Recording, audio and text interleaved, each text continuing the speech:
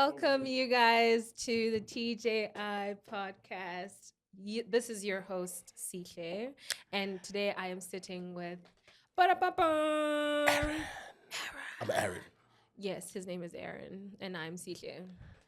And your name is Aaron. My Yeah. name is Sike. But listen, I actually have a question for you around your name. Yeah, sure. What does that mean? Lofty Mountain. Lofty Mountain. Yeah. So your parents gave you that name and looked at you as you came out and they were like, he looks like a mountain. Now they just looked at my granddad. It's like, oh, Aaron. There's another one. That's so cool. Aaron Reloaded. Squid. Another one. Yeah. Are you going to have a son and then you're also going to call him Aaron? Wait. There was Matrix Reloaded. There And then was there'll be- Revolution. Or, What's I don't know. Aaron to the power of 3? What is that? Cubed. Cubed. Yeah. That's the one. A cube. Aaron Cubed, A right? cube. Yeah? A cube. That's funny.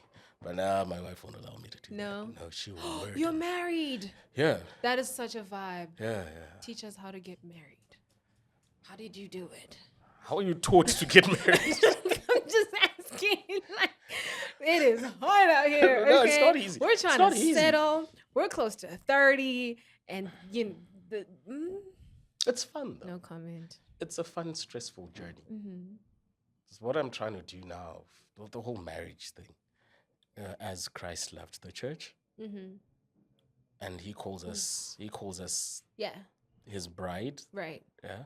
So I'm just now trying to learn how Christ loves the church, Mm-hmm. so I can also love my wife. And you got married in the church, Yeah. like in an actual church. No, not like in an actual Oh. church. No. Okay, but So, you got like married by an ordained Yes. pastor. Yes. Okay. So yeah, just trying to emulate what Christ. Yeah. It hasn't been easy because I can't say I was fully into Christ when I Sure. got married. Mm-hmm. So there are a lot of things that I used to do back in the day that I'm just trying to do different. Mm-hmm. There are a lot of things that we used to do together that we're trying to Sure. do different. Yeah. You know, we used to go out together, like On that point, go out. you're mentioning something very important. Back in the day, Yeah. you used to do certain things. Like a lot. Speaking of doing certain things, have you always been Christian, by the way? Let's start there. No. No. No. Okay. And then I don't want to get too much into that for Yeah. now. I think we'll have another episode to discuss when you didn't believe, Uh-huh. right? But I'm just wondering, in your belief right now, in your Christian belief, because that's why we're here. Yeah. We're both Christians, right? Yeah. Have you ever reached a point where you actually reverted back to not believing, like stopping completely? Like, what was that one moment? Bro, I've always been on fire, bro. Oh, really? Never stopped. No, I'm joking. I was about to say, teach I'm me. joking. I'm I was joking. about to I say, have teach me. I have countless times. Yeah. Countless times. And even till now at times I feel like Mm-hmm. I could go backwards at times. Mm-hmm. You know, it's a bunch of reasons. You know, Sure. It's a lot of things. And at times it's when we think that God has disappointed us. I think that's the biggest part. Mm-hmm. In almost everyone's journey, where we feel like God has turned his back on us. Mm-hmm. And then we all go dramatic and like, no, I'm not believing anymore. I'm not doing this anymore. But usually it's us who turn our back on God. You know, I have a theory around turning back theory, right? Yeah. Remember when, was it Moses who went up to the mountain and he said, I want to see you. And then God was like, yeah, you can't see me and live. Yeah. Yeah. I just have to show And you then- part of my back, is it? Yeah. So basically Moses saw the back of God. So I have a theory. Yeah. So I feel like sometimes God turning his back on us isn't necessarily a bad thing. Mm. There's a protection there. Yeah, kind of, yeah. There's a protection there. Yeah. It's either God is protecting you from himself, himself? like his wrath on you because you decided to have a child out of wedlock. You know what I mean? Well, it's Vibes. You know what I mean? Like, or how I don't know, you decided to, sorry, on that. yeah. How did your family take that? And with your walk My with their mom walk was with Christ so cool, actually. and the church. How did the church take that? So my story is I left the church. Oh, okay. Yeah, for about like 5.5 years, which is basically the duration of my relationship Okay. then. Anyways, so yeah, I left church. There was some few traumas that I'd experienced in the church. I witnessed a friend of mine get sanctuared, which was very traumatic Church for me. hurt. I'm like, is this how we do it here? Crazy. Secondly was also a little bit of some sexual harassment from elders, things like that, right? Which kind of really made me take like 400,000 steps backwards, right? Got into this relationship 3 years later, got a baby, and we were going somewhere. We were actually in a proper like relationship. You're happy. Yeah, there was a happiness there. There was a contentment there. Yeah. I knew his family, he knew mine. Vibes, just pure vibes. Until one day, I call it like the slap from God type of thing. Unfortunately, we got into a huge argument that landed up a bit physical. Oh, I'm sorry. But yeah, and I remember just thinking, this is the straw that has broken the camel's back. I am not gonna do this. I'm out. And ever since then, it's just been a journey of trying to reconnect and come back. So what got you back though? The church. Oh, I love the story. So I was driving past. I was going home. Yeah. I was minding my business. If you guys know Four Ways, I came from Four Ways traffic. Bruh. Anyways, got off the highway. Cool. As I'm driving past like Stunning Hill, I'm describing South African roads here. Driving past Stunning Hill, going through, I see, and on a board like outside this like really big fancy church. I'm like, oh, that's a nice church. I look at this like board and there's like flashing lights. Yeah, and I just see like an open Bible with a flame in it. I'm like, I know that church. I grew up in that church. Yeah. That's my church. Then you went back. Yeah, and I went back. That was the Seventh-day Adventist Church, Santon SDA Church. So that's how I started. So what removed the church hurt? What removed it? Yeah, a lot of people have church hurt. I don't necessarily think it's been removed. I think it's been squashed. It's been squashed. Yeah. Squashed or suppressed? Suppressed. That's the word I was looking for. Yeah, but now that needs to be dealt with. Though. Needs to be dealt with. I know. How do you deal with that? God. Because you know why I say it's suppressed. Name? Yeah. Santon Church is quite a big church, right? And then it's amongst other churches in Johannesburg. And the pastors and the elders kind of go into each other's churches doing different things, whether it be like a program or preaching, divine service, Sabbath school, whatever the case might be. So sometimes I will bump into like that one elder that I remember from 10, 15 years ago and then it kind of who used to talk to me in a certain way or touch me in a certain way. And then it kind of like resurfaces. Yeah. So it's like dealing with that, having been hurt in the church by a community or people that were supposed to basically mold me as a teenager back then. Yeah. Seeing them again, I'm like, ooh. Yeah, no. I get it, but not from my perspective, because your story is quite similar to my wife's story. Right. So it's not my story to share. It's her story to share. But she went through church hurt because she fell pregnant as a teenager as well. And then she was kind of shunned. Like, oh, bad seed and everything. Yeah. So yeah, it's I do understand when someone has church hurt. Yeah. And it's not easy for someone to move on from church hurt, because I feel like the elders themselves don't know what church hurt is.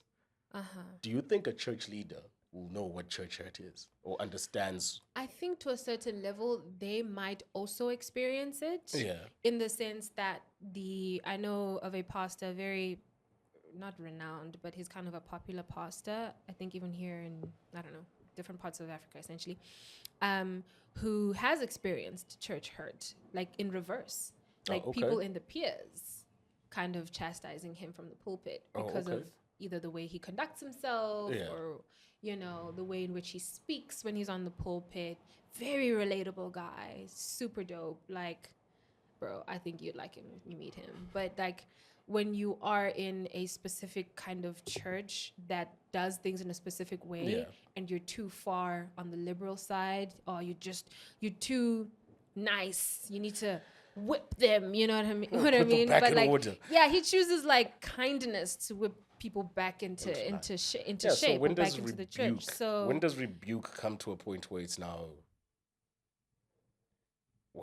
kind of, how can I put it, abusive, or it's now just being used as a weapon against the congregation?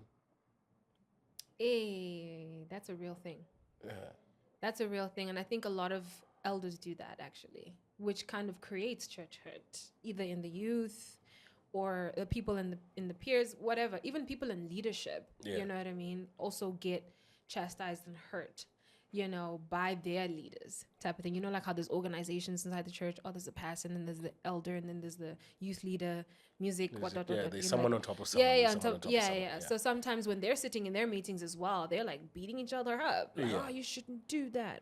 So I think, I don't know if it's like a systematic thing, like it's a system problem that has been built by someone somewhere out there who discovered or started the first church or whatever, and it's just been like a thing.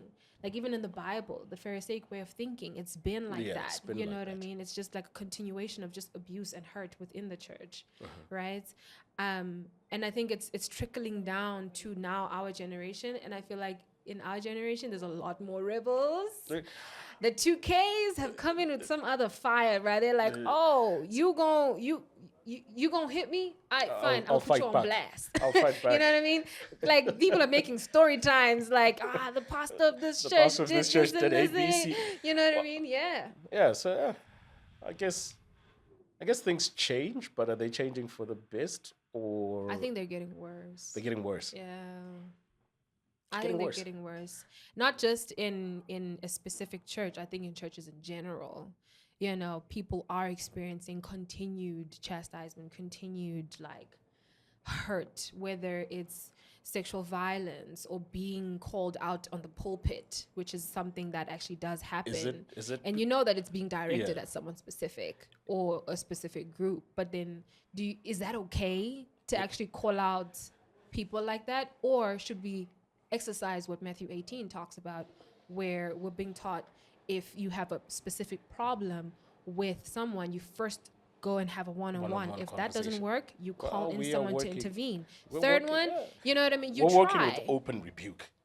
Okay. Open rebuke. But that creates a problem. Open rebuke is better than...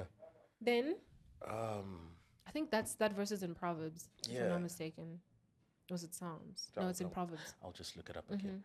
But isn't that what we're working with now?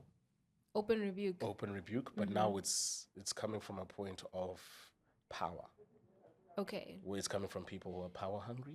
Sure. And then isn't it a situation where, by the way the congregation looks at leadership, that they are now larger than life? Yeah, yeah. And then when it gets to the leadership, it becomes more of a pride thing. But I think we should also look at the Bible holistically. It's very easy to take out one verse and apply it, right? Yeah.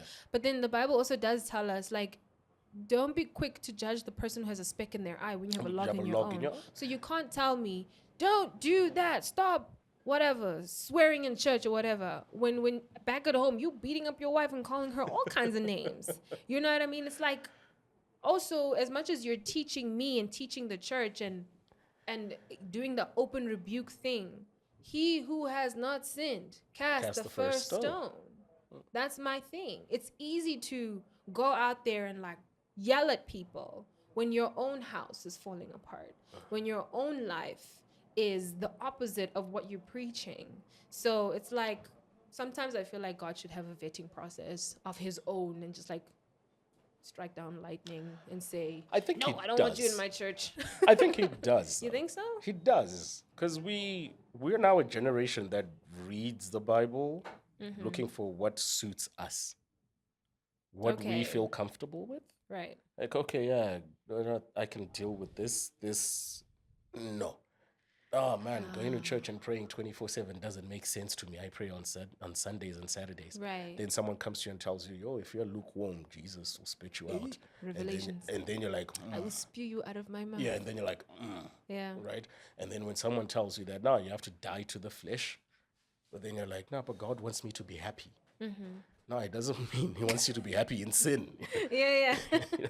But we're saying, The no, classic one is God knows my heart. God knows my heart. And then Jeremiah says, The heart your is heart is deceitful. weak. He's wicked. Yeah, Yeah, yeah, yeah. so it's Yeah. it's a double-edged sword when you try and fit Christ in your life, rather than you try and live your life according to Christ. Which kind of goes back to what you said in the beginning about the whole liberal versus conservative Yeah, thing. because most people think it's being conservative, but it's not. It's not being conservative. It's Being just conservative, abiding. it's literally me going by the rules of the church religiously. Of the church. That's more religion. Church. Yeah. Of the church. Yes, of the church, not of Christ, not of God, of the church. If you're coming with your uniform ironed this way, it has to be ironed that way. So if someone comes with a uniform not ironed that way, best believe they will be in it. Die, look what you're doing now. Okay. Look what you're doing, but we're not looking at what the person is. Shouldn't our churches focus on what the Bible says more than come up with their own doctrines? So now we look at the Pentecostal side of things, right? Now, where people don't really read their Bibles, especially now with New Age miracles. We were all looking for miracles. People don't read their Bible. They just wait to go to church on Sunday and someone tells them that your dreams are coming true. It's like Oprah. You're going to get a car. You're getting a car. Everybody's getting a car. And everyone's like, oh, man, it's great. Yeah, it's all about vibes. Church is about vibes now. No, church is about vibes. We once got into a good vibe. Yeah, we once got into a conversation. Once got into a conversation about worship. Okay. And someone said worship is not for you. You stand in church and you hear someone going, oh my God, I love this song, and is crying tears and everything. Are you crying because you love the song, or you're crying because you're worshiping God? Worship is for God. It's not for you to enjoy the way you're enjoying it without putting God in it. So what are you saying about concerts? Are they really for God? If it's about vibes, are you going to worship, or you're like, oh no, we had so much fun? There's nothing wrong with there's nothing wrong with having fun. I kind of have fun while I praise Jesus. See, here's the thing. There is nothing wrong. It's a beautiful song. I love it. At times I listen to music by myself, dance wildly by myself. I had earphones in and I'm dancing. It was like early morning. Earphones in, I'm dancing wildly in the lounge. And I turn around and my heart just went boom. My daughter was just looking at me like, is this man all right? And I'm sweating profusely and everything. And I took my earphones out. And she's like, are you okay, Dad? I'm like, no, I'm dancing for God. Yeah. Yeah, and she looked at me and she's like, can I listen? We ended up dancing together. Oh, sweet. So that's when I sat down and realized, you know what? Is it for me to worship God in a way that I am just having fun without thinking about God? Because at times it's just about, you've got these feelings, you're just feeling great and everything like that. But are you really worshiping God? Are you really taking notes? Yes, meditating on the words of the song as well. Because also the song could sound so great. It could sound like worship just because it has the word Jesus in it or God in it. But it could be the most unholy song you've ever listened to. Yeah. You can listen to a great piano song and listen to a great Jesus song and feel the same way. You know what I mean? That could also pass as a gospel song. It could. See, that's a good word. So it could pass. It could pass. But now when we're talking about God, is it like, yeah, God, this kind of, hey, I had fun, so I worshipped you? Yeah. I was having shots while that song was playing. I worshipped So it's like, is it actual worship? So now, So someone said this to me, is like, God doesn't care about your feelings. And one day I was like, yo. I think he does.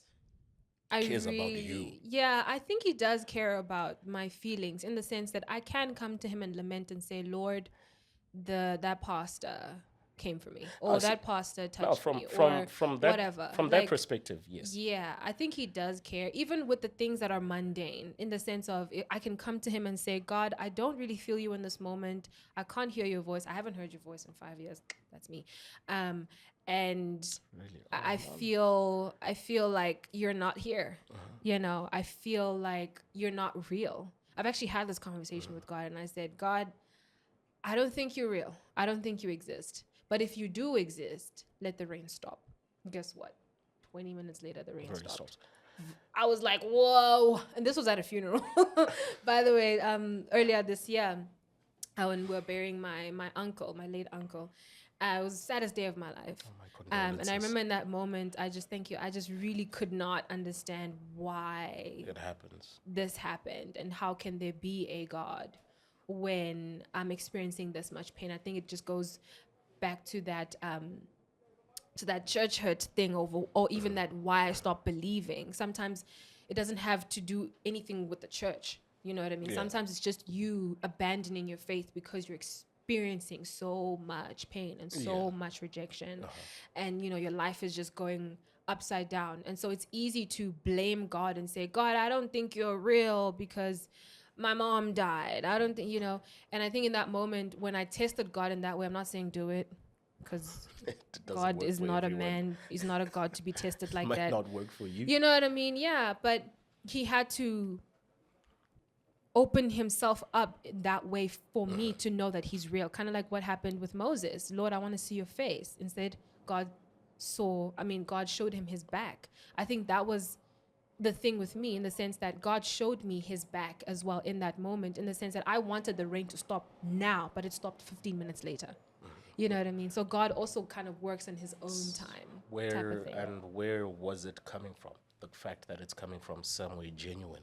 It's coming from your heart. Those are my feelings. See, yeah. He does care. It's does he care that right now I don't have a Bentley Bentayga? And I feel like I need one. If it's in your heart of hearts. I feel like I need one. If it's in your heart of hearts and you're like, God, why do I give me need it? But you must be like Hannah, though. Why do I need it? Is the question. You must be like Hannah, in the sense that you must pray, Lord, I want my Bentley Bentayga, but I'll give it back to you. He answers those prayers. See, that's the thing. That's the thing. Why to do God's work? Why do I need it? Do I really need it? Mm-hmm. If I sit down and ask myself that question, that's a $300,000 car. I'm not too sure, but with that $300,000, I could actually do more. Sure. Before the Bentley Bentayga. Yeah. I might feel like I want it. Mm-hmm. Sure, God knows I will look awesome in it, right? But if it's about you, I know right now there are kids who need certain things. Yeah. I know there are parents who need certain things. I know there are adolescents right now who don't have a place to go after school just to do their homework. Yeah. I can use that money on all of that. And I think just to wrap it up, right, I want us to each have a question, right, that we want to ask, that one person is probably watching right now and is like at the verge of giving up, saying, you know what, I don't believe in this God. I hear you guys speaking about your Bentley Bentaygas and God made the rain come at a funeral. I hear all of that, but I'm really struggling with this concept of a God that's there.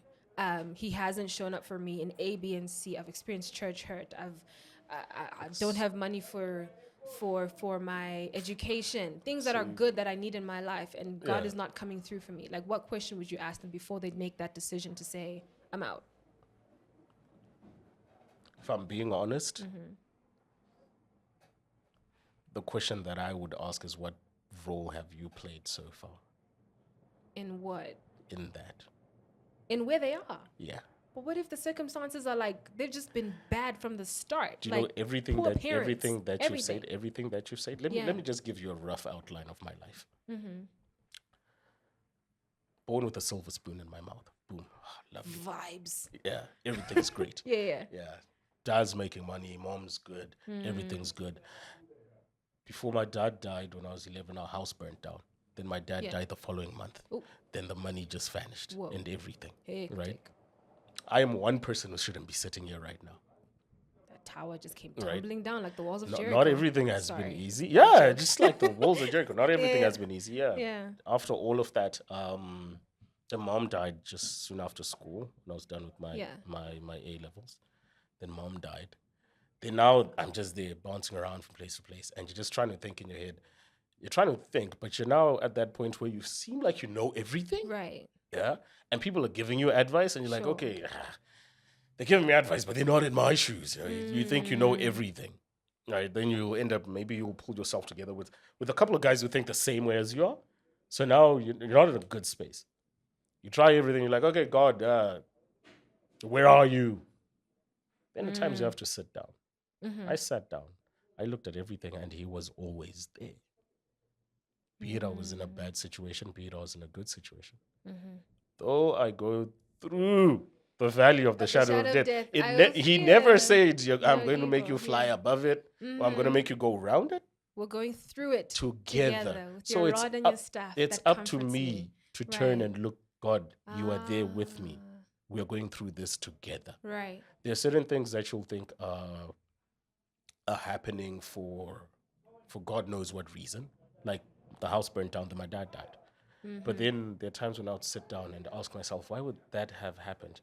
Then I realized, back in the day, you would hear these stories about, even from other families, that when the dad died, the dad's family came and took everything and nothing was left. You know, and I was going like, okay, maybe that happened for that reason. Yeah. So that, because there were other things that were there, that so that my mom could sell these other things that were there to fix our lives. But if maybe that didn't happen, maybe she would have lost everything. Okay. You know. Yeah. So those moments where you start asking yourself those questions. And when you do seek God, you'll hear Him tell you that, yeah, I was there. I was there. So at times the wages of sin are death. Yeah. But at times they're not our sins. Remember we spoke about first generational curse breakers and second generational curse breakers? If you're a first generational curse breaker, you're going to have to deal with certain things that were not dealt with. That you were not even there. You were not there, but you are going through them. Right. Okay. So that's when I say that, what role have you played? What role have your fathers played too? Yeah, God is not a genie where you're just there and saying, I want this, wishes. I want that, I want this. He wants you. He loved you for no reason. Yeah. You didn't have to do something for Him to love you. Right. He loved you first. Right. It's always funny when people say, I found Jesus. I feel like Jesus, no, you didn't find Jesus. He found you. He found you, or you were together, then you walked away and He stood where He was until you came back and like, oh, this is where I left you. Let's go, Jesus.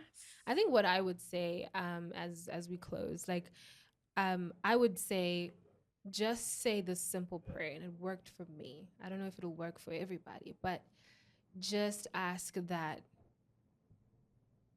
God, or just actually tell Him, like, God, I feel like you're not here. I can't hear you. Help me recognize your voice. Just help me recognize your voice again. Yeah. You know what I mean?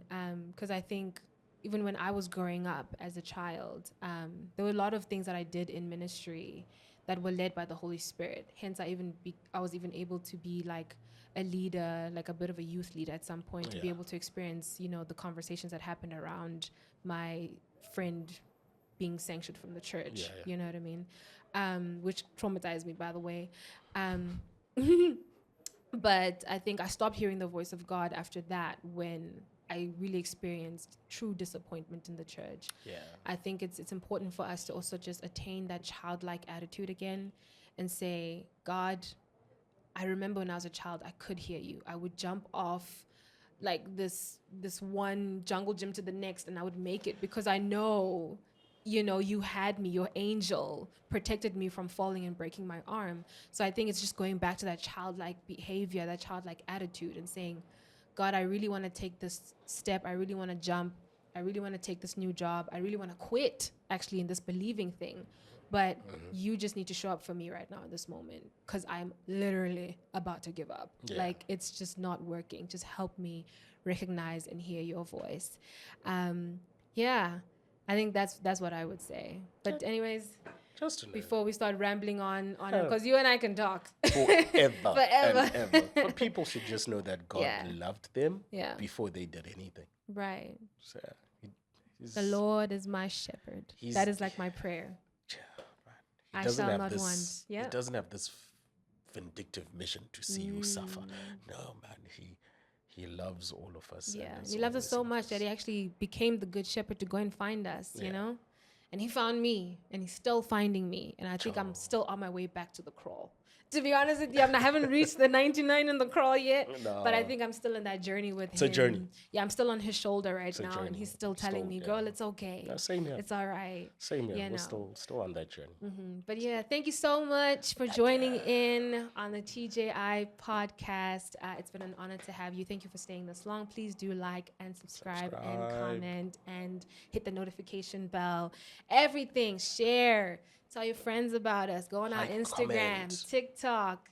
Please also do share your comments. Let us know what you think, what you're struggling with. Also, don't forget to also put down your prayer requests as well. We're more than happy, more than excited to connect with you and pray with you as you also discover who you are in Christ, just as much as we are. Amen. Right? All right. Until next time. See you soon. Take care.